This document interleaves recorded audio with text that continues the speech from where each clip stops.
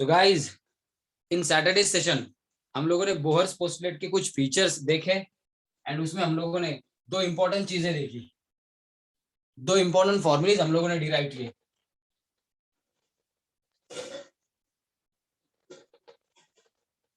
उसमें दो फीचर्स हम लोगों को इंपॉर्टेंट कौन से मिले। ये जो फॉर्मूला था कौन सा,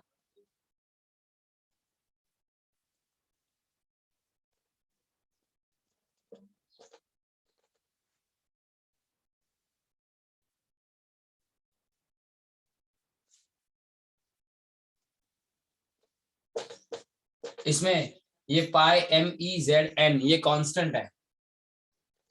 सब्स्टिट्यूट करके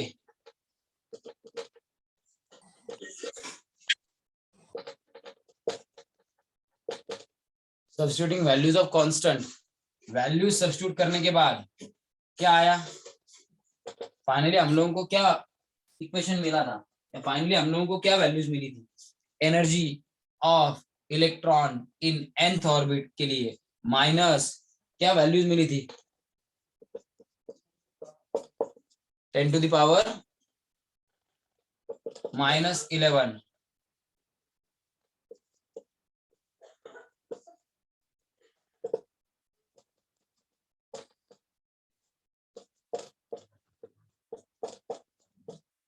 ten to the power minus, अगर आपको जूल में चाहिए, जूल पर एटम, तो ये वैल्यू है एंड जेड स्क्वायर तो आता ही है।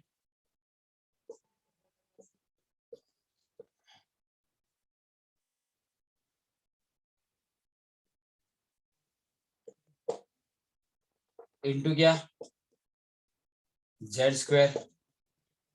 एंड फाइनली क्या मिला था, अगर इलेक्ट्रॉन वोल्ट में लिया जाए तो 13.595 upon N square into Z square electron volt पर एटम, ये वैल्यू मिला था।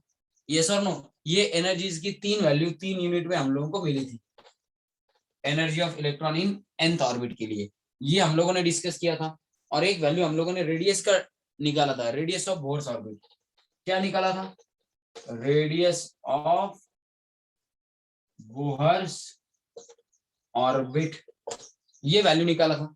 और रेडियस ऑफ बोर्स ऑर्बिट का जो वैल्यू हम लोगों ने निकाला था, रेडियस ऑफ बोर्स ऑर्बिट का जो वैल्यू हम लोगों ने निकाला था वो वैल्यू क्या था, रेडियस ऑफ बोर्स ऑर्बिट का जो वैल्यू निकाला था हम लोगों ने फाइनली, वो वैल्यू ये था, r is equal to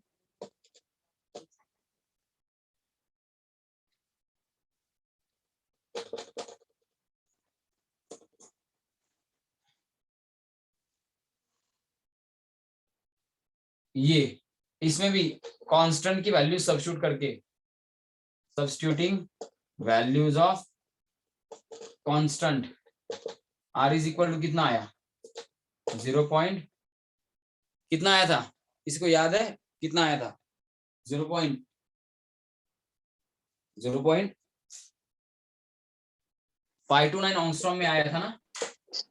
yes sir. n square upon z ये वैल्यू आया था। और फिर हम लोगों ने n इज इक्वल टू 1 लेके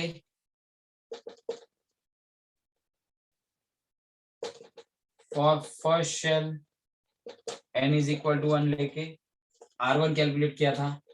सेकेंड शेल के लिए n इज इक्वल टू 2 लेके r2 कैलकुलेट किया था।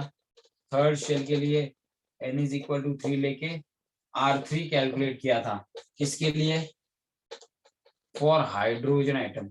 ये हम लोगों ने देखा था, आया ना, ये हम लोगों ने देखा था कि नहीं देखा था गाइस, याद है। Yes sir. तो ये हम लोगों का डिस्कशन करके हो चुका है, जिनको चाहिए वो स्क्रीनशॉट कर ले, सो दैट ये और ये तीन इंपॉर्टेंट फॉर्मूले उनको याद रह जाएंगे।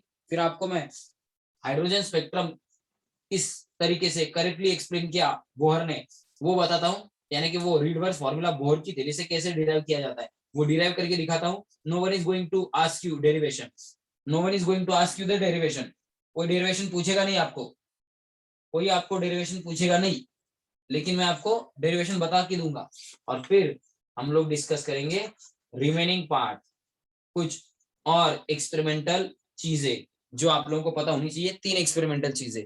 कल शायद हम लोगों का लेसन खत्म हो जाए, इसके कुछ प्रॉब्लम लूंगा पहले, सो दैट आप लोग टैकल कर सको। क्या कल की टेस्ट में, आज नहीं लेंगे टेस्ट, कल लेंगे, फिर कल की टेस्ट में आप लोग प्रॉब्लम टैकल कर सको। आपको एक दिन एक्स्ट्रा देता हूँ, चलो सोमवार नहीं मंगलवार, यानी कि कल दे दो टेस्ट, ठीक है? स्क्रीनशॉट कर लिया? यस और नो गाइस? हाँ सर। रब कर दूं? यस।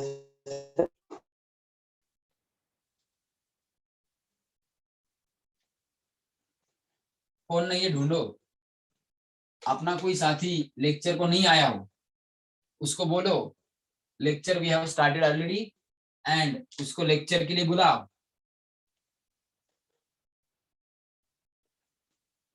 क्योंकि 2 दिन में लेसन खत्म, 2 दिन में लेसन खत्म, और क्या खत्म, एमसीक्यू भी वीक में खत्म, इस वीक में एमसीक्यू भी खत्म, periodic table start, periodic table के बाद रेडॉक्स रिएक्शन स्टार्ट्स। तो 2 लेसन किसी भी हालत में इस वीक इस मंथ में कंप्लीट हो जाने वाले हैं, ठीक है?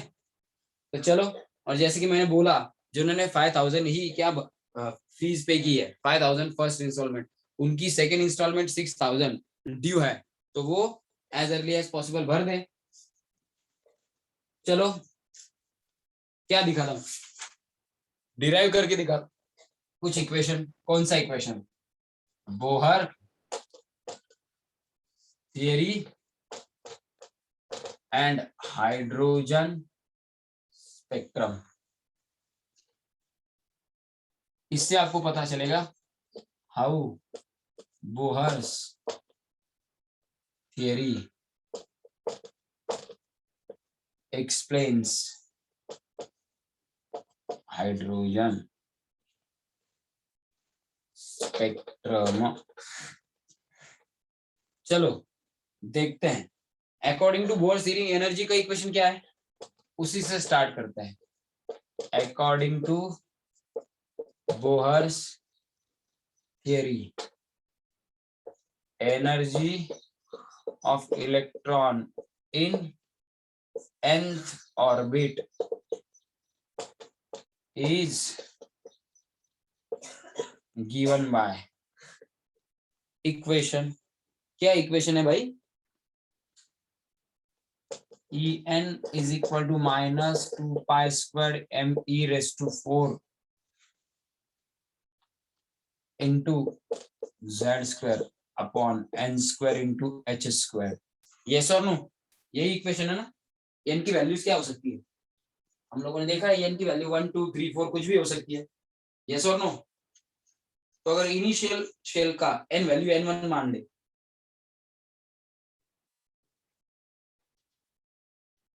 और फाइनल शेल का n2 मान ले, तो क्या हो सकता है?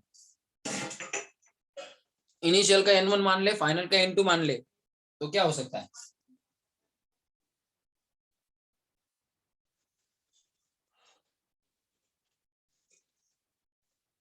देखो, if electron jumps from n1 to n2, बराबर, therefore for transition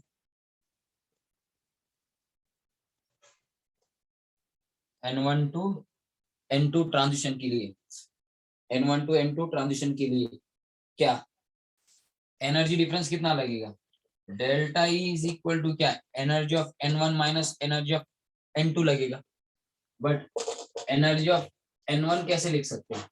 minus 2 pi square M E raise to 4 Z square upon n1 square into H square, and E n2 is equal to क्या, minus 2 pi square M E raise to 4 Z square upon n2 square into H square. कुछ समझ में आया? n की जगह पे n1 and n2 ले लिया। यस और नो? कुछ समझा? कुछ समझा रे? Yes sir. तो चलो n1 एंड n2 की वैल्यू मिल चुकी है, n2 में से n1 सब्ट्रैक्ट करो ना। मैंने गलती से क्या लिखा है, n1 माइनस n2 लिखा है, n2 माइनस n1 करो यहाँ पे, और एनर्जी ऑफ सेकेंड शेल में से एनर्जी ऑफ फर्स्ट शेल यानी कि en2 में से en1 सब्ट्रैक्ट कर दो, आएगा। ये जो सेकंड शेल की एनर्जी है उसमें से फर्स्ट शेल की एनर्जी सब्ट्रैक्ट करने के बाद जो एनर्जी डिफरेंस आएगा वो एनर्जी डिफरेंस रिक्वायर्ड होगा इलेक्ट्रॉन के ट्रांजिशन के लिए n1 to n2। n1 to n2 transition के लिए कितनी एनर्जी लगेगी, सेकंड शेल की एनर्जी एंड फर्स्ट शेल की एनर्जी के बीच जितना डिफरेंस है उतनी एनर्जी लगेगी इलेक्ट्रॉन को n1 से n2 जाने के लिए। तो देखो therefore delta E is equal to E n2 minus E n1 क्या आएगा, minus 2 pi square m e raise to 4 z square upon n square into h square minus 2 pi square, minus minus क्या होगा,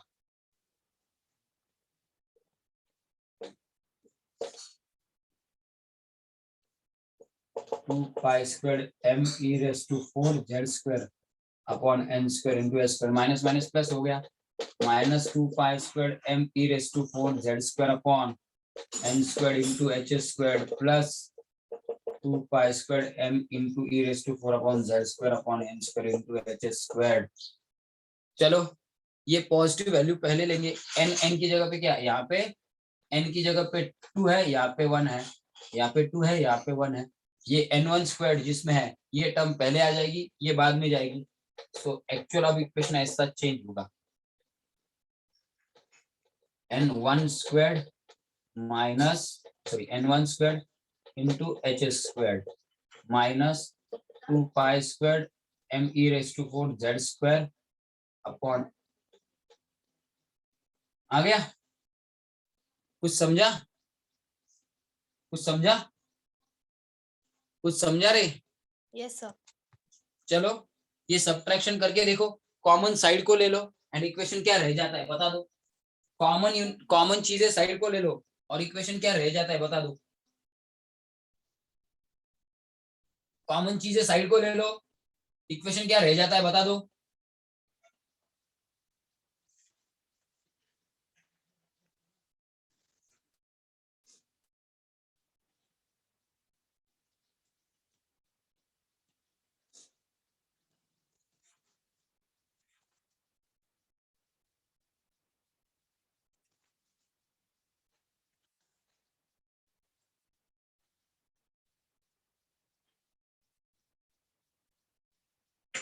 बता दो क्या रह जाता है, या इसका स्क्रीनशॉट कर लो मैं बता देता हूँ। चलो फटाफट, we are on the verge of completion of this lesson which is the biggest lesson. क्या कौन बोल रहा है, मुझे कुछ दिखाई नहीं दे रहा है भाई, तेरा कमेंट जो है ना मुझे दिखाई नहीं दे रहा है रे, इसका क्या कमेंट है,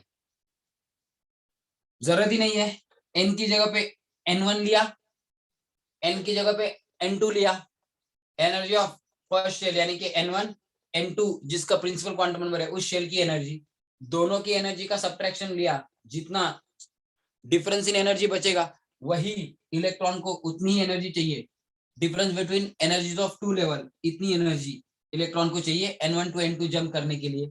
सिर्फ क्या माइनस, इसका जो ऑलरेडी साइन माइनस है एनर्जी का, माइनस माइनस प्लस हो गया, यानी कि n1 स्क्वायर जिस टर्म में इंक्लूडेड है उस टर्म का साइन प्लस हो गया तो वो पहले लिख दी, n2 स्क्वायर इस टर्म का साइन माइनस है, n2 स्क्वायर जिसमें है उस टर्म का साइन माइनस है वो बाद में लिख दी।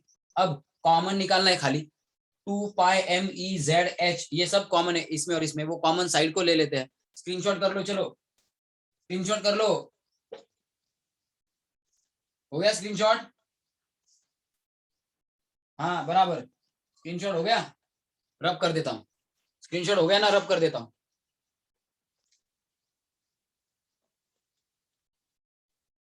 क्या रह जाएगा, रह क्या जाएगा, खाली इतना रह जाएगा, क्या जरा ध्यान दो, therefore delta E is equal to 2 pi squared m e raised to 4 z square upon h squared, ये कॉमन आ गया, आया ना। लेकिन कॉमन निकालते वक्त इसका कौन सा वैल्यू कॉमन निकाला, ये पॉजिटिव वैल्यू कॉमन निकाला।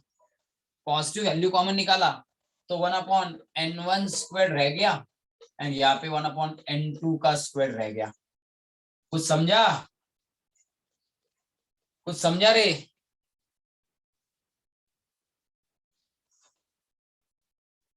हाँ सर। सबको? लेकिन आप लोगों को पता है बट चेंज इन एनर्जी या energy is equal to H into nu होता है। Therefore H nu is equal to 2 pi m e raised to 4 z square upon h squared into 1/n1 का स्क्वायर माइनस 1/n2 का square. ऐसा भी लिख सकते हैं, ऐसा भी लिख सकते हैं हम लोग।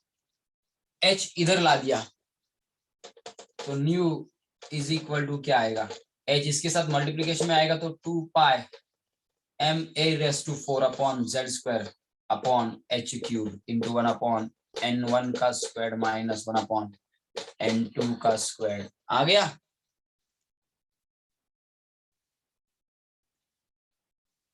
कुछ आ गया? अब वेव नंबर का रिलेशन क्या होता है फ्रीक्वेंसी के साथ?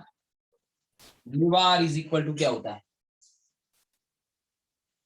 Mu bar is equal to क्या होता है?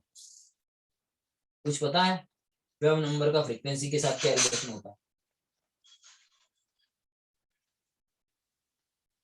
देखो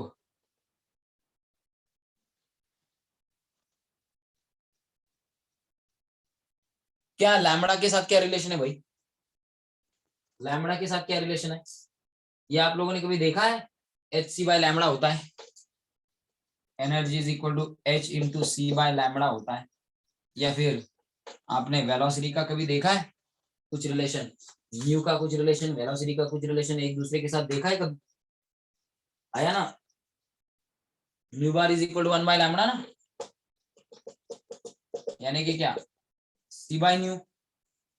सी बाय न्यू कैसे आया, कैसे आया? सी इज इक्वल टू क्या होता है, लैम्बडा इंटू न्यू होता है कि नहीं? तो सी बाय न्यू यानी कि लैम्बडा होता है, सी बाय न्यू यानी कि लैम्बडा होता है। तो 1 सी बाय न्यू तो उल्टा आएगा थोड़ा, न्यू बाय सी आएगा। यस और नो? तो न्यू बाय सी आएगा। ये वैल्यू भी यूज कर सकते हैं यहाँ पे। कैसे कैसे कर सकते यूज?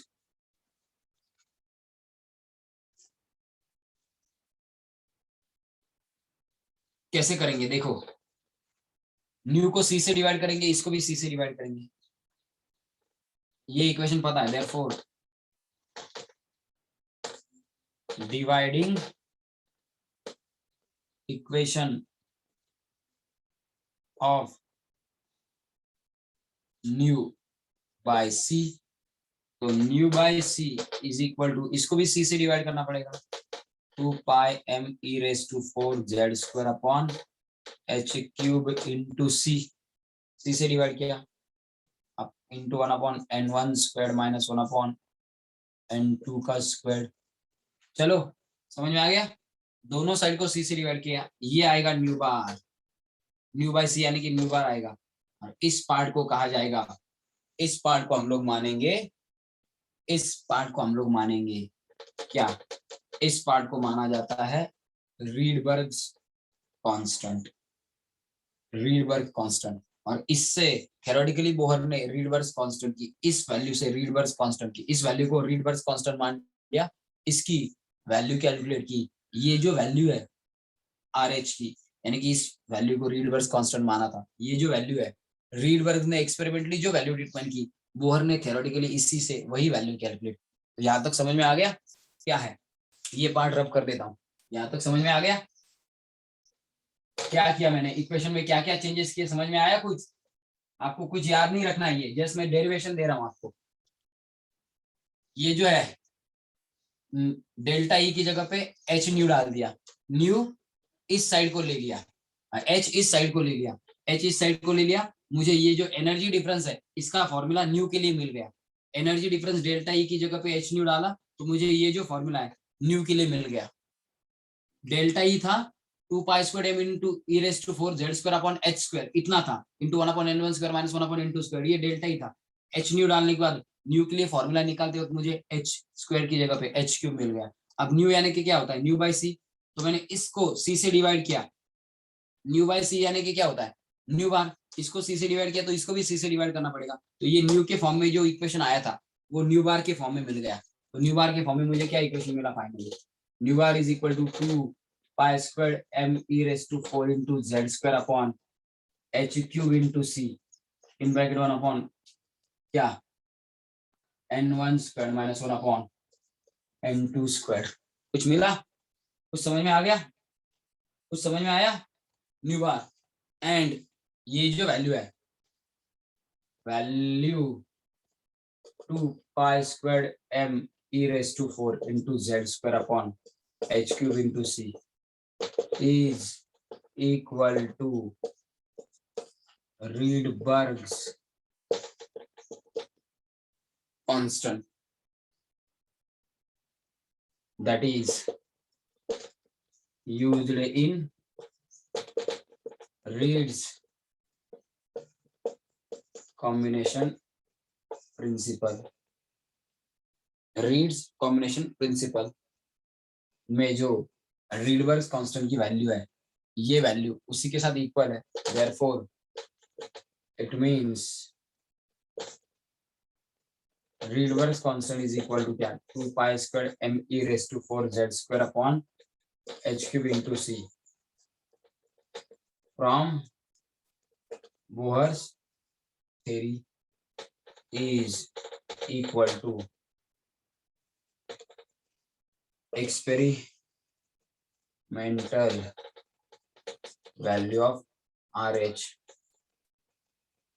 from Reed's।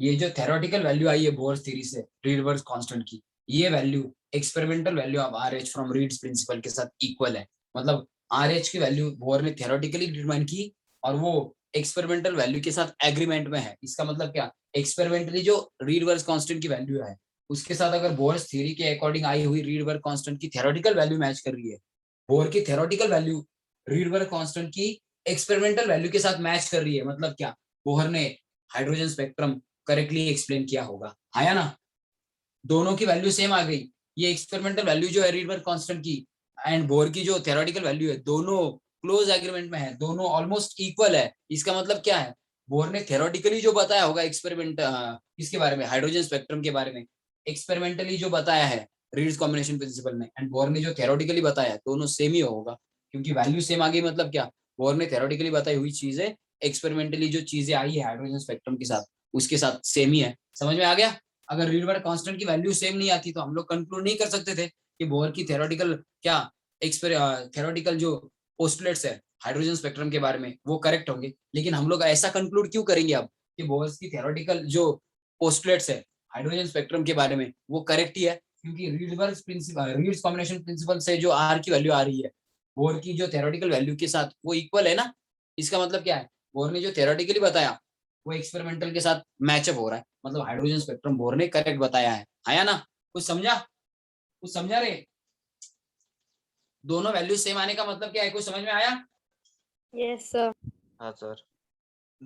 मराठीत सांगतो आता, हे बघा, बोहरनी जी थेरॉटिकली रीडबर्ग कॉन्स्टंटची व्हॅल्यू या कॉन्स्टंट हा जो कॉन्स्टंट आला होता कॉमन त्याच्यावरनं बोहर्सनी जी रीडबर्ग कॉन्स्टंटची व्हॅल्यू सांगितली थेरॉटिकली ती experimental value of Rydberg constant कोणी काढली एक्सपेरिमेंटल व्हॅल्यू रीड्स कॉम्बिनेशन प्रिन्सिपलनी।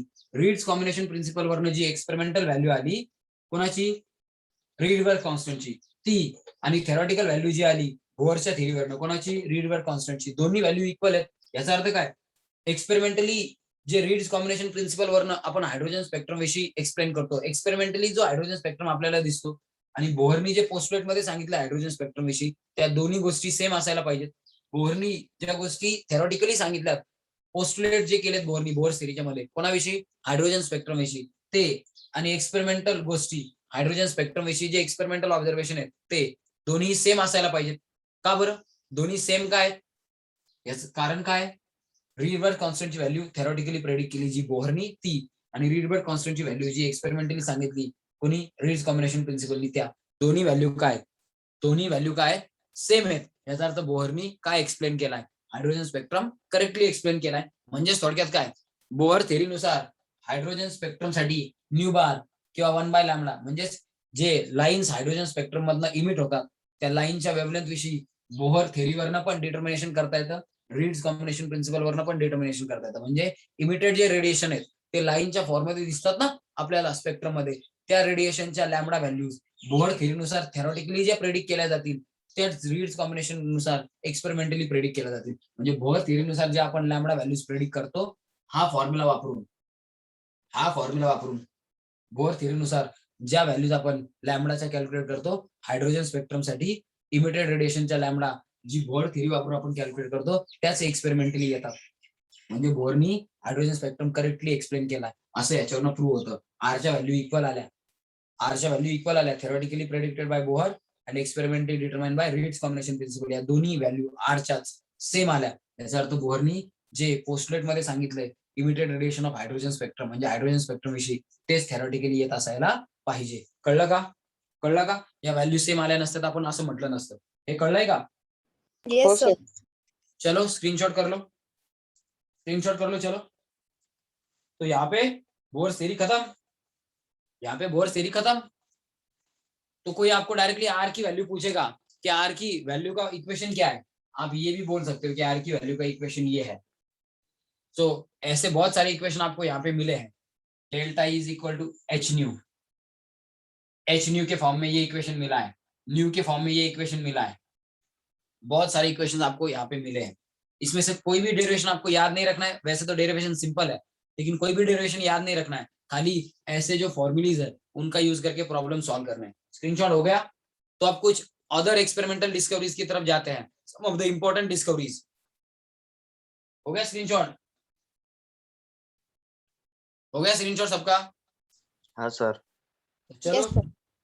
अब देखते हैं क्या remaining experimental discoveries. So almost we are at the end of the lesson. कुछ भी ऐसा पार्ट नहीं है जो पढ़ा के नहीं हुआ है. तो अब हम लोग क्या कर सकते हैं, कल से या फिर परसों से हम लोग क्या कर सकते हैं, we can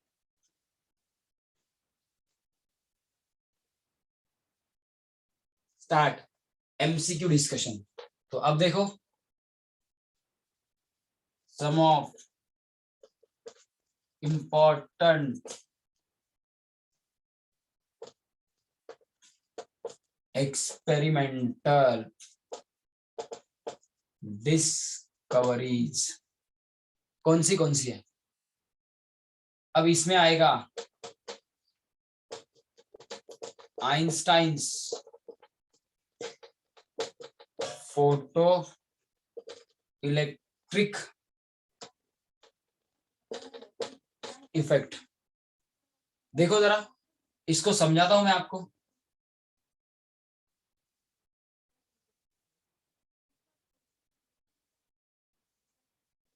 ये मेटल प्लेट है, समझ लो. ये क्या है, मेटल प्लेट. और यहाँ पे ऐसा कुछ इलेक्ट्रॉन जैसा है इस मेटल प्लेट के एटम के अंदर. यहां से क्या, ये कोई आपको मैंने स्नेक नहीं दिखाया. ये क्या है, this is not a snake guys. ये क्या है, ये है इंसिडेंट लाइट का रेडिएशन. इंसिडेंट लाइट यानी कि लाइट बम्बार्ड की है. लाइट बम्बार्ड करने के बाद लाइट फोटोन की एनर्जी एच न्यू है. उतनी एनर्जी लेके, अगर उतनी एनर्जी सफिशिएंट है तो पहले इलेक्ट्रॉन न्यूक्लियर अट्रैक्शन से सेपरेट होगा और फिर अगर थोड़ी ज्यादा एनर्जी है तो वो एक्स्ट्रा एनर्जी फ्रॉम दिस लेके कहाँ पे चल देगा बाहर. यानी कि ये इलेक्ट्रॉन ऐसे इजेक्ट हो जाएगा, इजेक्टेड इलेक्ट्रॉन, जिसको काइनेटिक एनर्जी मिली है कितनी, जिसको कितनी काइनेटिक एनर्जी मिली है, जिसको काइनेटिक एनर्जी मिली है 1/2 mv². इतनी कितनी मिली है, 1/2 mv². इतनी काइनेटिक एनर्जी मिली है. तो जब ऐसा कुछ दिखाई देता है कि लाइट बम्बार्ड करने के बाद मेटल के एटम का जो आउटर इलेक्ट्रॉन है, उस मेटल के एटम के वैलेंस इलेक्ट्रॉन का मेटल के साथ का अट्रैक्शन टूटता है। वो इलेक्ट्रॉन पहले अट्रैक्शन से सेपरेट होता है और फिर अगर इंसिडेंट जो बम्बार्डेड लाइट है उसकी एनर्जी और भी ज्यादा है तो वो एनर्जी ज्यादा वाली एक्स्ट्रा एनर्जी लेके काइनेटिक एनर्जी 1/mv² के साथ बाहर आता है मेटल से, यानी कि इजेक्ट हो जाता है मेटल से। तो ये इजेक्शन ऑफ इलेक्ट्रॉन का ejection from the metal surface by bombarding light radiation या इलेक्ट्रोमैग्नेटिक रेडिएशन ऑन इट, ये जो इफेक्ट है इसी को ही कहा जाता है फोटो इलेक्ट्रॉन। एंड ये इजेक्टेड इलेक्ट्रॉन उसको कहा जाता है फोटो इलेक्ट्रॉन, एंड इस इफेक्ट को कहा जाता है फोटो इलेक्ट्रिक इफेक्ट या फोटो इलेक्ट्रॉनिक इफेक्ट। समझ में आ गया photo electronic effect? Light bombard करने के बाद मेटल की सरफेस में से इलेक्ट्रॉन इजेक्ट हो जाना, ये है photo electric effect. And ejected electron को कहा जाता है फोटो इलेक्ट्रॉन। कुछ समझ में आया गाइस? कुछ समझ में आया? हाँ सर। समझा फोटो इलेक्ट्रिक इफेक्ट क्या है? यस और नो? तो यहाँ पे मैं डिस्क्रिप्शन लिख देता हूं। When a beam of light is beam of light of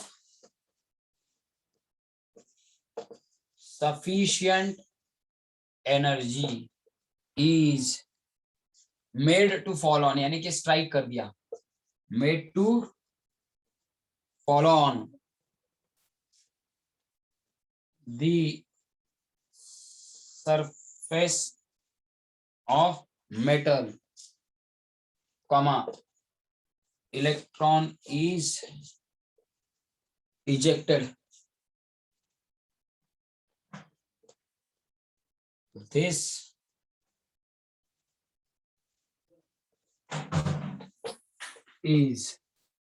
phenomenon is called as photoelectric effect, and ejected electron is called as photoelectron। क्या कहा जाता है उसको? Photo electron. समझ में आ गया photo electric effect?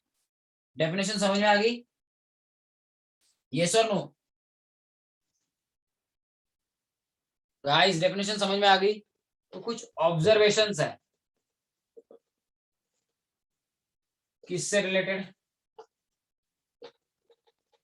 Photo electric effect से related. अब क्या ऑब्जर्वेशन है? ऑब्जर्वेशन क्या है? ऑब्जर्वेशन इंपॉर्टेंट ये है कि इंसिडेंट लाइट को सफिशिएंट एनर्जी होनी चाहिए।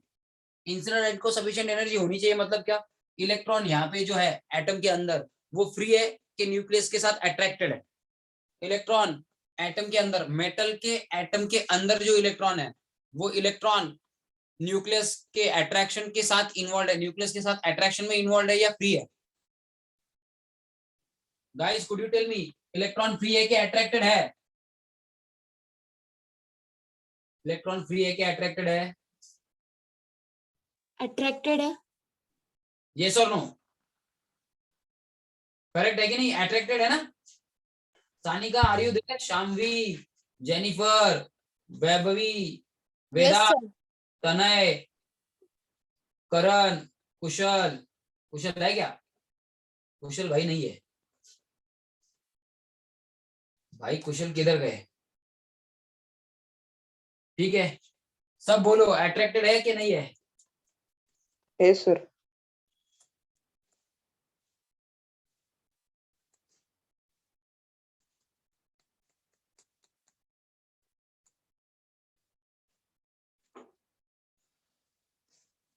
अट्रैक्टेड है ना? तो अगर उसका पहले अट्रैक्शन ही ब्रेक ना करो, इलेक्ट्रॉन का न्यूक्लियस के साथ का अट्रैक्शन ही ब्रेक ना हो, तो इलेक्ट्रॉन न्यूक्लियस के अट्रैक्शन से सेपरेट होकर सरफेस पे आएगा क्या? और सरफेस पे आने के बाद अगर उसको और एनर्जी मिलती है तो ही वो काइनेटिक एनर्जी लेके आगे मूव हो सकता है with velocity v and with kinetic energy 1/mv²। लेकिन अगर एनर्जी ही कम है, उतनी एनर्जी ही नहीं है कि जो मेटल के एटम के न्यूक्लियस के अट्रैक्शन से इलेक्ट्रॉन को सेपरेट कर सके, न्यूक्लियर अट्रैक्शन से इलेक्ट्रॉन को सेपरेट कर सके, इतनी एनर्जी ही नहीं है, तो इलेक्ट्रॉन सेपरेट होगा क्या अट्रैक्शन से? आया ना? अगर एनर्जी सफिशिएंट नहीं है, attraction between electron and nucleus, ये अट्रैक्शन ही ब्रेक नहीं हो रहा है, तो इलेक्ट्रॉन न्यूक्लियर अट्रैक्शन से अगर सेपरेट होकर सरफेस पे नहीं आता है, तो वो बाहर इजेक्ट भी नहीं होगा ना? आया ना? Yes, sir. तो क्या होनी चाहिए? पहला पोस्टलेट यही है, इंसिडेंट और bombarded electromagnetic radiation must have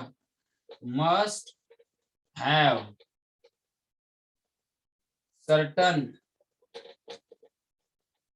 minimum frequency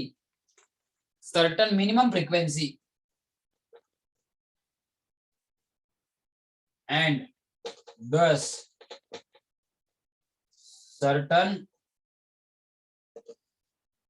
minimum energy, certain minimum frequency and certain minimum energy चाहिए किसके लिए? To eject an electron from a particular metal, particular metal से इलेक्ट्रॉन इजेक्ट करने के लिए minimum amount of frequency and minimum amount of certain fix minimum amount of energy किसकी होनी चाहिए? इंसिडेंट रेडिएशन की होनी चाहिए, जो मिनिमम एनर्जी चाहिए होती है एंड मिनिमम फ्रीक्वेंसी चाहिए होती है किसको? एटलीस्ट इलेक्ट्रॉन को इजेक्ट करने के लिए, उस मिनिमम फ्रीक्वेंसी को कहा जाता है this minimum frequency is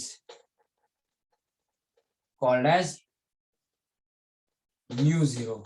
mu zero का मतलब है थ्रेशोल्ड फ्रीक्वेंसी. न्यू जीरो का मतलब है थ्रेशोल्ड फ्रीक्वेंसी. थ्रेशोल्ड फ्रीक्वेंसी यानी कि क्या?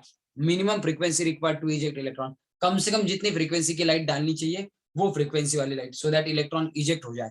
तो minimum amount of energy electron को इजेक्ट करने के लिए जो चाहिए एंड मिनिमम फ्रीक्वेंसी वाली लाइट जो चाहिए इलेक्ट्रॉन को इजेक्ट करने के लिए, उसको बोला जाता है थ्रेशोल्ड फ्रीक्वेंसी. और उतनी हो तो ही इलेक्ट्रॉन इजेक्ट होता है, ऐसा देखा गया है. तो ये समझ में आ गया? थ्रेशोल्ड फ्रीक्वेंसी यानी कि minimum frequency required to eject an electron, ये होती है. ये समझ में आ गया? थ्रेशोल्ड फ्रीक्वेंसी का डेफिनेशन समझ में आ गया? थ्रेशोल्ड फ्रीक्वेंसी का डेफिनेशन समझ में आया Yes, sir. गाइस? समझ में आया हो तो चलो स्क्रीनशॉट कर लो.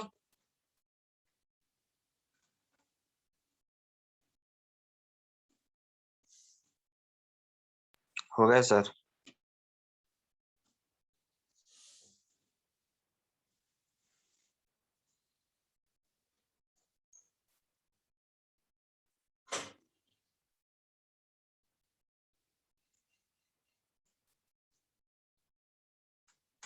हो गया? स्क्रीनशॉट हो गया भाई सबका? अरे हो गया कि नहीं?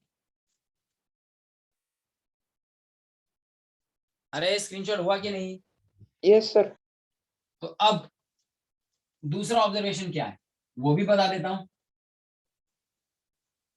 इस थ्रेशोल्ड फ्रीक्वेंसी के अकॉर्डिंग जो एनर्जी आएगी, फ्रीक्वेंसी को किससे मल्टीप्लाई करने के बाद एनर्जी आती है, फ्रीक्वेंसी का किसके साथ मल्टीप्लिकेशन होने के बाद एनर्जी निकाल सकते हैं. क्या है एनर्जी का फॉर्मूला प्लैंक्स क्वांटम थ्योरी के अकॉर्डिंग? फ्रीक्वेंसी को किसके साथ मल्टीप्लाई करके एनर्जी आती है? देखा ना हम लोगों ने बहुत बार. Therefore, minimum energy of light having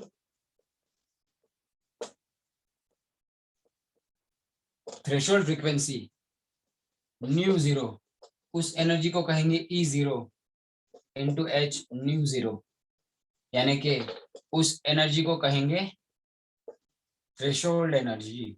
समझ में आ गया? उस एनर्जी को कहेंगे थ्रेशोल्ड एनर्जी. अगर मिनिमम फ्रीक्वेंसी न्यू जीरो वाली लाइट बम्बार्ड कर दी, मिनिमम फ्रीक्वेंसी न्यू जीरो वाली लाइट बम्बार्ड कर दी, तो minimum energy of light E0 is equal to h nu 0 आएगा. This minimum amount of energy required to remove electron from required to remove electron from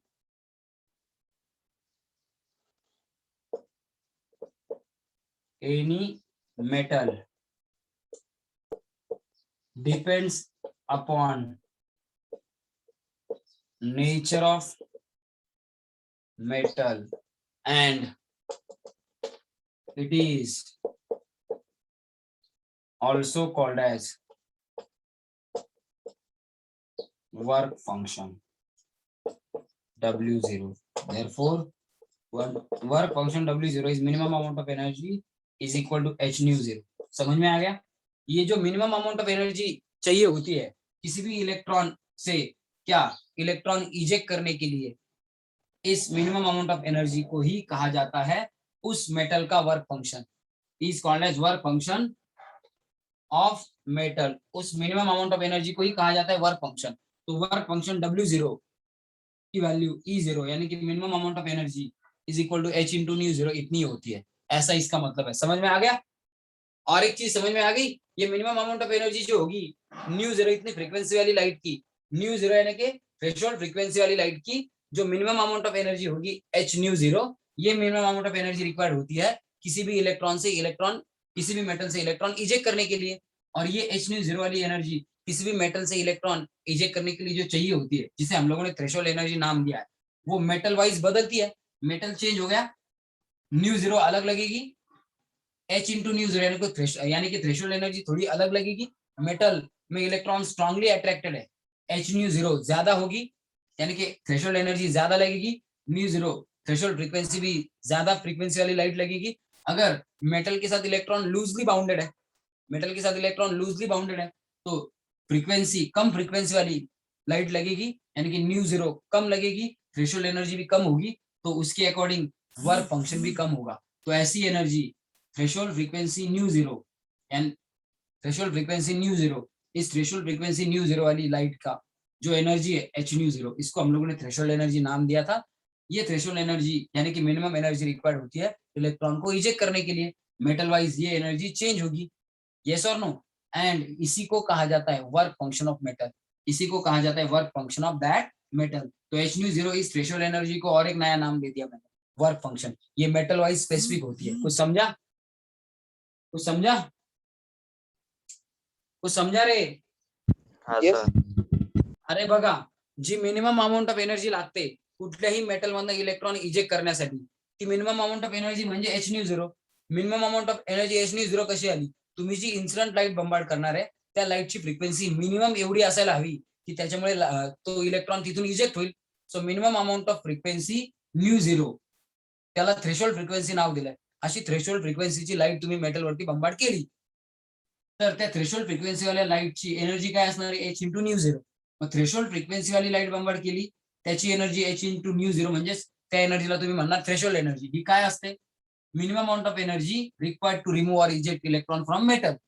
ही असते threshold energy, जी count करता येते h into nu 0 या फॉर्म्युलावरनं. म्हणजे threshold फ्रिक्वेन्सीचा वापर करून h into nu 0 करून threshold energy म्हणजेच मिनिमम एनर्जी जी इलेक्ट्रॉनला इजेक्ट करण्यासाठी लागते ती कैलकुलेट करता येते. सो h न्यू 0 यानी कि थ्रेशोल्ड फ्रीक्वेंसी का यूज करके h इंटू न्यू 0 करके जो थ्रेशोल्ड एनर्जी हम लोगों ने ट्रीटमेंट की है वही है minimum energy required to remove electron. ही एनर्जी मेटल वाइज बदलेल. मेटल में स्ट्रॉन्ग अट्रैक्शन है, ये एनर्जी ज्यादा होगी, न्यू 0 ज्यादा लगेगी. मेटल में इलेक्ट्रॉन लूजली अट्रॅक्टेड आहे, न्यू 0 कम लगेगी, एनर्जी कम लगेगी. या एनर्जीलाच आपण अजून एक नाव दिलं, काय? Work function of that metal. कळलं का? कळलं का? समजलंय का? येस और नो? Yes, sir. तो अगर थ्रेशोल्ड फ्रीक्वेंसी भी ज्यादा वाली फ्रीक्वेंसी, थ्रेशोल्ड फ्रीक्वेंसी से ज्यादा वाली फ्रीक्वेंसी की लाइट आप लोगों ने क्या की है? बम्बार्ड की. If incident light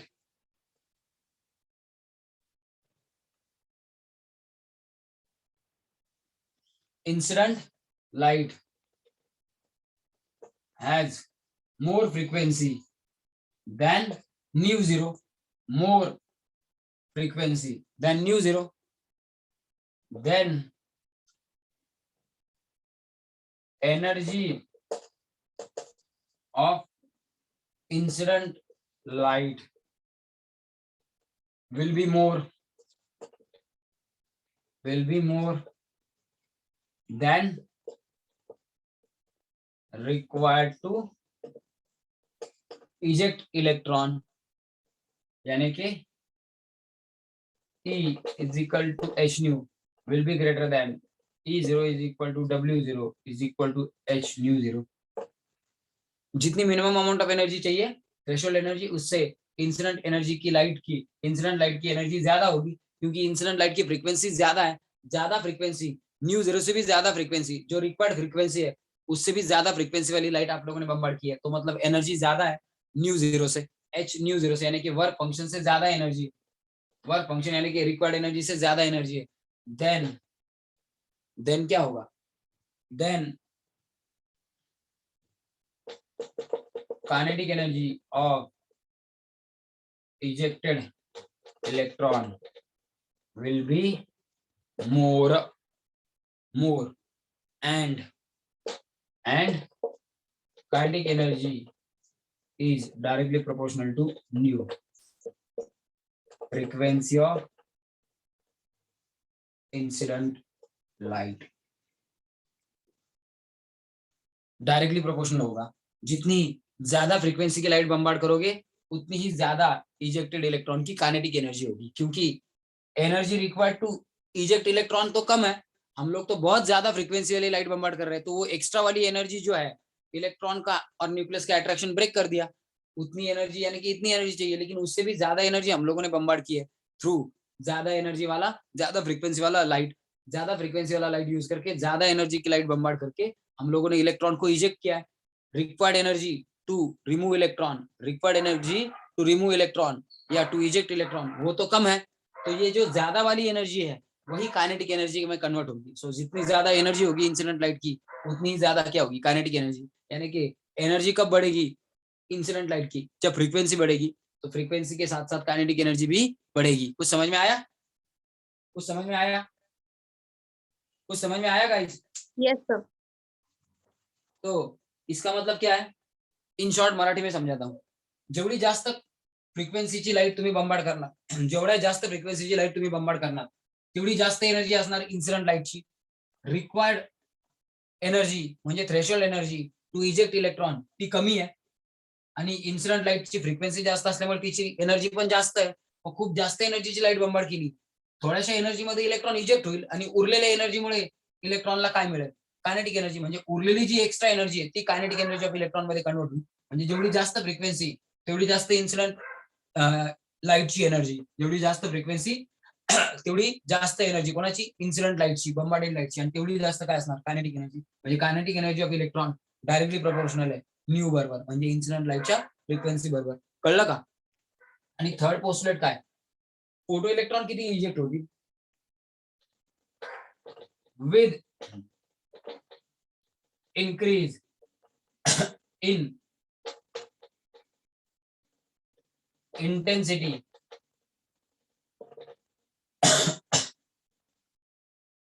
of incident light, with increase in intensity of incident light, number of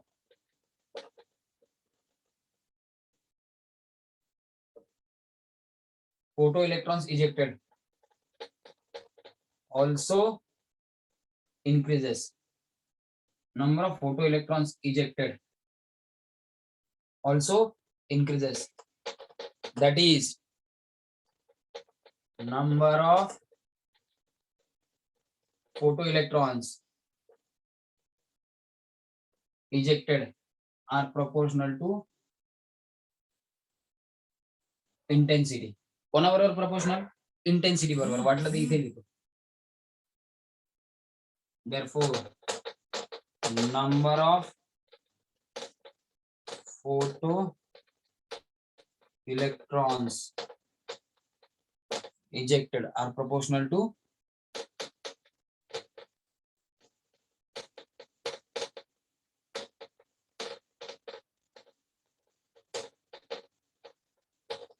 incident light. चलो हो गया स्क्रीनशॉट, हो गया स्क्रीनशॉट, समझ में आ गया। कितने फोटो इलेक्ट्रॉन्स इजेक्ट होंगे वो डिपेंड होगा इंटेंसिटी के ऊपर, काइनेटिक एनर्जी कितनी होगी वो डिपेंड होगा फ्रीक्वेंसी के ऊपर। समझ में आया guys? Have you got this? Yes, sir. Yes, okay, sir. तो this is enough for today's session. इसका मैथमेटिकल इक्वेशन किसका, ये सब फॉर्मूलेज यूज करके, ये सब फॉर्मूलेज यूज करके इसका मैथमेटिकल इक्वेशन किसका, आइंस्टाइन फोटो इलेक्ट्रिक इक्वेशन का, मैं आपको कल बता दूंगा। और कल ही हम लोग देखेंगे हाइजेनबर्ग अनसर्टेनिटी प्रिंसिपल का equation and de Broglie's equation. ये होने के बाद we are done with the chapter. So कल हम लोग का चैप्टर खत्म हो रहा है, कल हम लोग का चैप्टर खत्म हो रहा है। कुछ इनसे रिलेटेड प्रॉब्लम अगर हो सके तो ले लेंगे, नहीं तो सिंपल टेस्ट देनी पड़ेगी इसके ऊपर जब एमसीक्यू डिस्कस होंगे वेडनेसडे, थर्सडे, फ्राइडे, सैटरडे, 4 दिन, कम से come around 20 MCQs related part पे 20-25 एमसीक्यूज जब हम लोगों के डिस्कस हो जाएंगे 4 दिन में, तब आप लोग क्या कर देना, तब आप लोग और एक टेस्ट दे देना, ठीक है। सो कल टेस्ट ड्यू है। चलो bye everyone, thank you. Thank you, sir. Yes bye bye. हाँ अपलोड करता हूँ दिशा, कल मैं यहाँ पे था ही नहीं, अपलोड कर दूंगा आज, ठीक है, डोंट वरी। 3-4 लेक्चर सब अपलोड करूंगा, डोंट वरी। चलो बाय गाइस, बाय एवरीवन।